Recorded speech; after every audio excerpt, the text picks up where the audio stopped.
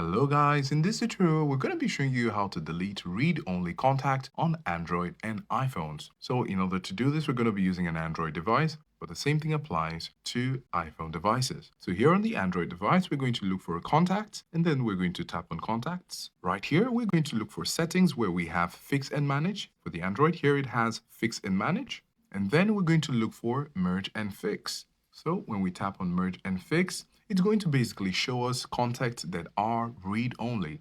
Usually read-only contacts are contacts that are not complete in some way. Maybe the numbers are not there or the number is there, but there isn't any name. So when you actually come to this option, it will automatically search and find contacts that are very similar. For example, a duplicate of names, but one doesn't have a contact number. So it's going to simply go ahead and merge and fix. So for this device, we do not necessarily have contacts we want to delete because there are no read-only contacts. But if you do have them, then you're going to have the option to merge and fix.